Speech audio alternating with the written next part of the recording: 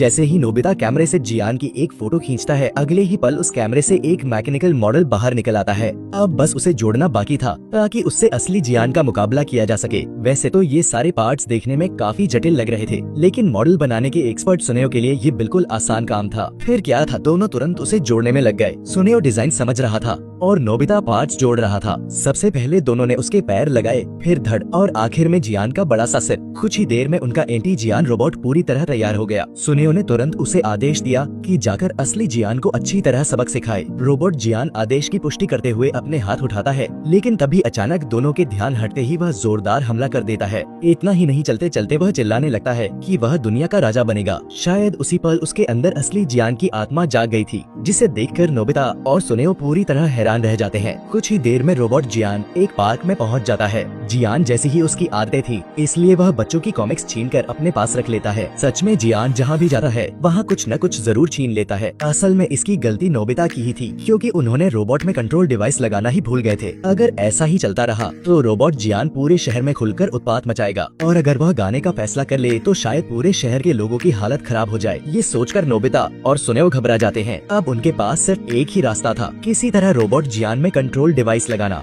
दोनों ने एक योजना बनाई। वे वीडियो गेम मशीन को चारे की तरह इस्तेमाल करके रोबोट जियान का ध्यान भटकाना चाहते थे। लेकिन जैसे ही वे गेम मशीन निकालने वाले थे, तभी अचानक पास से स्याही की एक तेज धारा निकलती है। मौका देखकर डोरेमोन तुरंत आगे बढ़ता है, लेकिन रोबोट जियान के पास भी तैयारी थी। उसने तुरंत अपने शरीर से एक झाड़ू जैसी चीज निकाल ली और कमर से एक खिलौना चूहा बाहर आ गया। चूहे को देखते ही डोरेमोन डर के मारे वहीं ढेर हो जाता है। अपने मुख्य साथी को गिरते देखकर नोबिता और सुनेओ तुरंत भागने लगते हैं, लेकिन रोबोट जियान उन्हें कहाँ जाने देता। वह तुरंत दोनों को पकड़कर वापस ले आता है और फिर तीनों की अच्छी तरह पिटाई कर देता है। तभी अचानक सुनेओ के दिमाग में एक बात आती है। किसी ने कहा था कि इंसान का सबसे बड़ा दुश्मन वही खुद होता है। बस फिर क्या था, सुनेओ तुरंत असली जियान को फोन करके वहाँ बुला लेता है। असली जियान आते ही गुस्से में कहता है कि मेरे नाम पर अपराध करने की हिम्मत कैसे हुई, और तुरंत रोबोट जियान को चुनौती देता है। दोनों आमने सामने टकराते हैं। जैसे ही वे भिड़ते हैं, चारों तरफ तेज बिजली जैसी चिंगारियां फैलने लगती हैं। पास खड़े नोबिता, सुनेओ और डोरेमोन ये सब देखकर दंग रह जाते हैं। लेकिन रोबोट जियान के पास एक सीक्रेट हथियार भी था,